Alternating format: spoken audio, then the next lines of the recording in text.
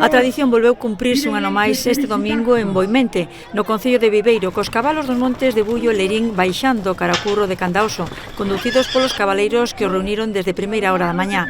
Todo un espectáculo do que gozaron numerosos veciños e visitantes que se achegaron ata o lugar para asistir á Rapa das Bestas de Candaoso, que organiza a Comunidade de Montes desde hai 53 anos e que está declarada Festa de Interese Turístico de Galicia. Do monte baixaron uns 300 cabalos ata o curro, onde xa agardaba un centenar de eguas. Logo de separar os poldros do grupo, chegou a quenda dos loitadores que saltaron sobre as bestas para proceder a cortar as crines das tesoiras. Esta tarefa é fundamental para a hixiene e desparasitación destes animais que, segundo se lembrou, son fundamentais para manter limpos os montes e previr lumes forestais. Despois da rapa, procedeuse a marcaxe dos poldros.